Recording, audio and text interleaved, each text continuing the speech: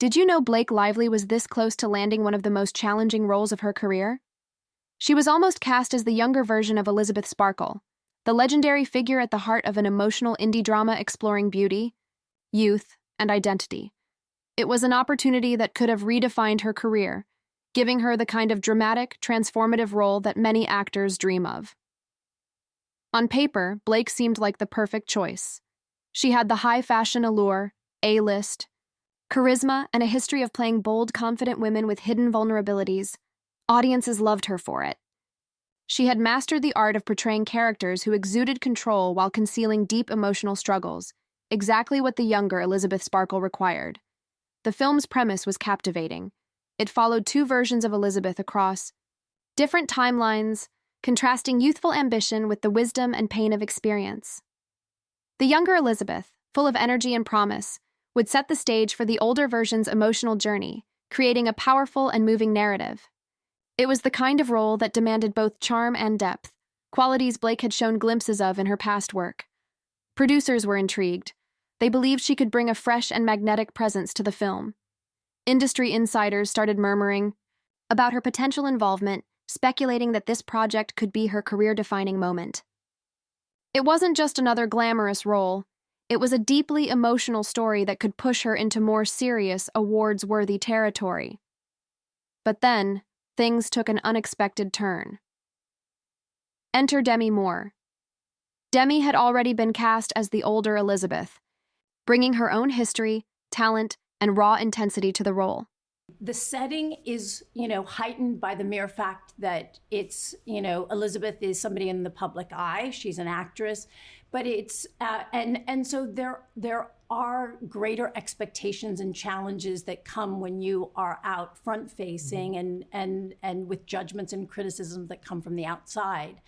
The fascinating part for me with this was not the circumstances, but it's the aspect of what she was doing to herself, the value she was placing on what other people thought and cared about. And as soon as her name became attached, the entire dynamic shifted. Suddenly, Blake wasn't just auditioning for a role, she was being measured against a Hollywood icon. And that's when the trouble began. Blake had her own vision for the character, one that didn't entirely align with the filmmaker's approach, or with Demi's. What started as creative suggestions soon escalated into disagreements, rewrites, and power struggles. And just like that, her almost guaranteed casting turned into one of Hollywood's most unexpected behind-the-scenes dramas. Demi Moore's arrival changed everything. Her presence added undeniable weight to the project. She had the experience, the Hollywood legacy, and the talent to bring Elizabeth Sparkle to life. But behind the scenes, not everyone was celebrating. Insiders say Blake wasn't exactly thrilled. It wasn't about Demi's acting, far from it. The real issue? The contrast. With Demi in the lead, would Blake still look young enough to play her past self? At first, Blake played it carefully. She subtly suggested that casting an older actress for Demi's role might make the transition more believable. She framed it as a creative choice, something that would enhance the film's realism. But those close to the production saw the real motive. This wasn't about artistic integrity. It was about control. The producers weren't swayed. Demi Moore was the heart of their vision. Changing the cast to fit Blake's preferences would undermine the film's essence, something they weren't willing to compromise. And that's when the tension escalated. Blake began making more suggestions, revisions to the script, changes to key scenes, even ideas for adjusting the film's overall tone. I would show up on a set. I knew that they just wanted me to show up and look cute and stand on a little pink sticker where I'm supposed to go and say what I'm supposed to say. But I also knew that that wasn't fulfilling for me, that I wanted to be a part of the storytelling, that I wanted to be a part of the narrative, whether that be in the writing, in the costume design, in creating the character. And sometimes I had directors or producers or writers who would welcome that and invite that once they saw that I was able to offer that. And sometimes I would have people who really resented that because they were like, we just hired you to be an actor. Yet when I went in the meetings, I would just seem like I'm just there to be the actor and ready to get the gig. I wouldn't reveal that I actually need to have authorship in order to feel fulfilled. So I think that for them, sometimes that might have felt like a rug pull because you're like, you're trying to assert yourself into something that we didn't hire you to do. Some of her input was taken into consideration. Most of it wasn't. As the days passed, it became clear. Blake wanted more than just a role. She wanted influence, creative control, a say in how Elizabeth Sparkle's story was told. But the creative team had their own priorities. And soon enough, the battle lines were drawn. Blake had a choice: fall in line or walk away. What she didn't realize, the producers had already made their decision. It didn't take long for producers to realize this wasn't about creative consistency, it was about control. Blake had just given birth before entering talks for the film. No one blamed her for needing time to recover, but what started as mild scheduling concerns quickly turned into a string of requests that complicated production. First, she allegedly pushed for a delayed shoot, wanting more time to feel comfortable in her body. Then came specific demands for post-baby flattering costumes and carefully chosen camera angles. No one questioned her right to feel confident on screen, but behind the scenes, it became a logistical nightmare. One producer recalled Blake emailing detailed wardrobe suggestions, tweaking the character's outfits to better suit her figure. Then came lighting adjustments, notes on which side of her face should be favored, even script tweaks to modernize her character's tone. What should have been a smooth pre-production process turned into an ongoing debate over creative control. But the biggest clash? The film's emotional centerpiece. At the heart of the story was a deeply raw, vulnerable moment, one that required an intensely emotional performance from the younger Elizabeth. The scene, handled tastefully, involved brief nudity.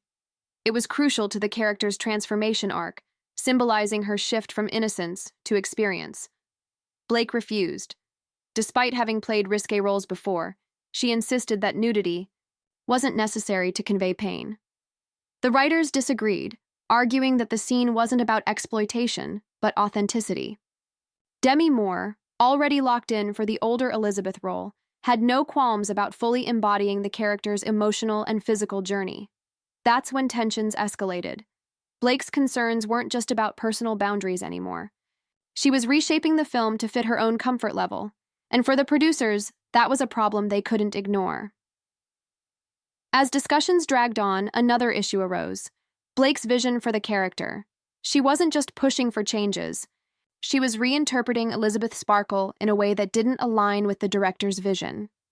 She reportedly suggested rewriting certain key moments, toning down the character's darker edges, and even adjusting the ending to allow her version of Elizabeth to appear more prominently.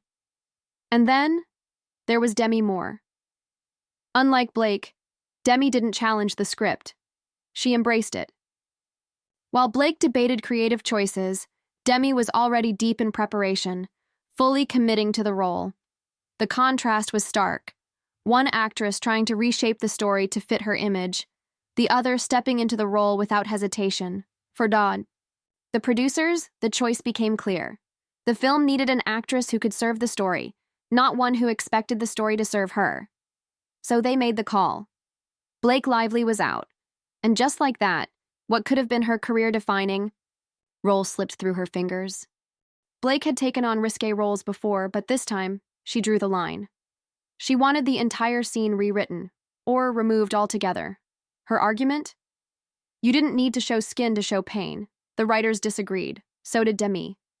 Demi had already committed, not just to the role, but to bearing both her soul and her body to bring Elizabeth Sparkle's journey to life.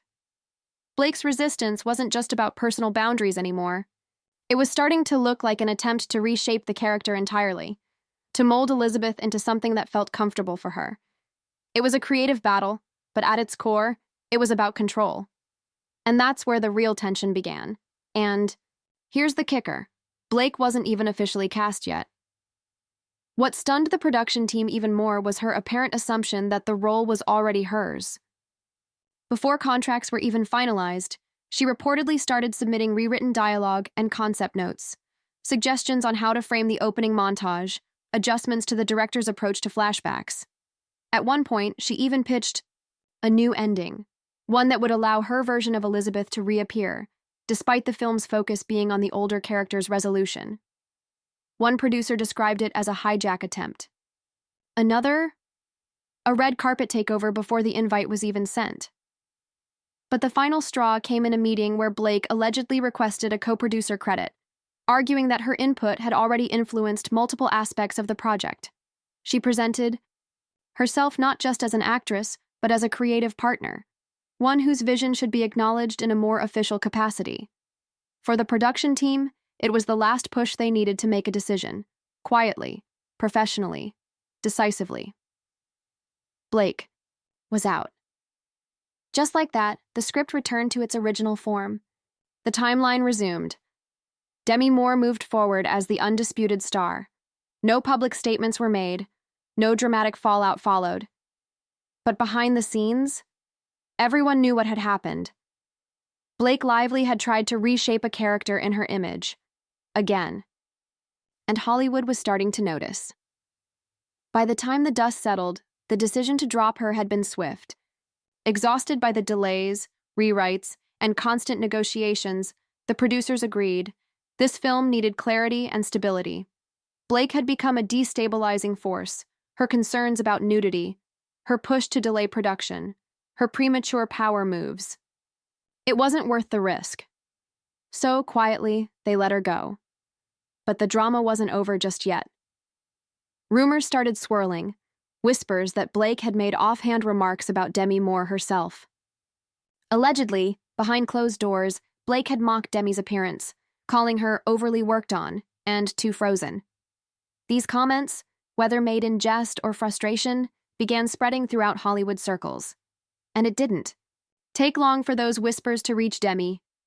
For someone stepping into a role that demanded raw vulnerability, the insult cut deep. This wasn't just unprofessional. It was personal. Demi, who had remained graceful and fully committed to the project, took it as a final straw. Since then, she hasn't spoken to Blake. Not privately, not professionally. The silent feud was sealed, and when Margaret Qualley was brought in as Blake's replacement, the production team breathed a sigh of relief. Margaret had the understated range and depth the role deserved. More importantly, she came in ready to collaborate, not control. The creative process flowed naturally once more, and the tension that had loomed over the project for weeks began to dissipate. The chaos was over. The film was back on track. But for Blake Lively, Hollywood was starting to pay attention to the moves she made and the roles she didn't land. This wasn't just about one film. It was about a pattern, a growing perception that she wasn't just an actress seeking great roles. She was an actress seeking to reshape them in her image. And that, in an industry that values creative collaboration, was becoming a serious problem. The real yet grounded, talented without the baggage, that's what Margaret Qualley brought to the project, and Blake hated it. Insiders say she began throwing shade in private circles, questioning the casting choice, scoffing that Margaret wasn't beautiful enough to be a believable younger Demi. Some even claim Blake flat out said that Margaret looked nothing like Demi, arguing that her casting didn't make sense visually, but Blake underestimated how fast whispers travel in Hollywood. By the time her comments reached Margaret, any chance of cordiality was gone. At an industry mixer just weeks later, Margaret, typically warm and composed, made her stance very clear. She walked right past Blake, no nod, no glance, not a word. For someone as measured as Margaret, this wasn't just an oversight, it was a message, and Hollywood noticed. Blake's commentary wasn't just irritating. It was alienating her from the very industry she was so desperate to remain relevant in.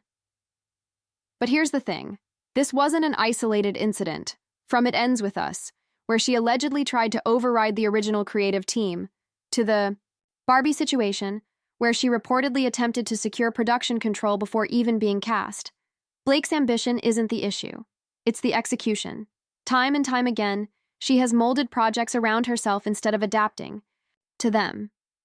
And time again, it's rubbed collaborators the wrong way. These aren't blockbuster disasters. They're smaller, personal productions, the kind that thrive on trust and vulnerability, the kind that don't need a brand. They need a team player. And yet for Blake, no project seems too small to hijack. The issue wasn't just about casting anymore. It was about trust, about whether Blake could be part of an ensemble without trying to reshape everything around her.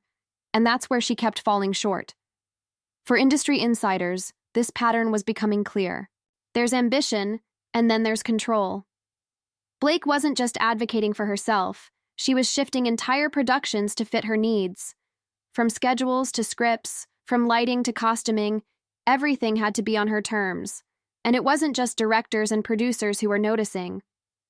Other actors, stylists, even agents started whispering about her reputation behind closed doors. Some saw her as strategic, while others saw her as difficult. And in Hollywood, perception is everything.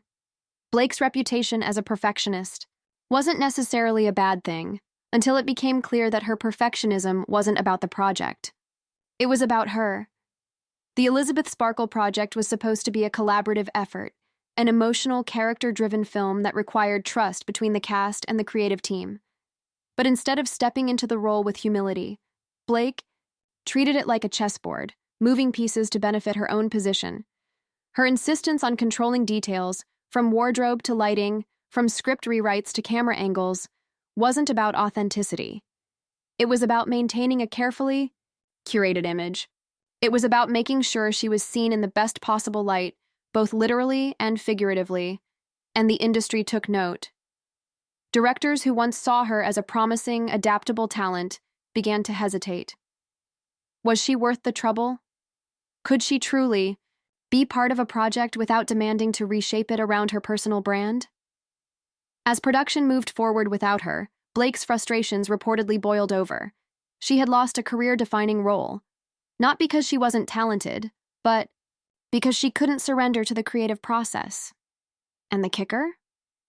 The Elizabeth Sparkle project is still happening, without Demi Moore, unshaken by the whispers, remains the face of the story. Margaret Qualley brings a fresh, thoughtful energy to the role Blake once lobbied hard for. And Blake? She's left watching from the sidelines, a reminder that not every set can be re-scripted to fit her personal narrative.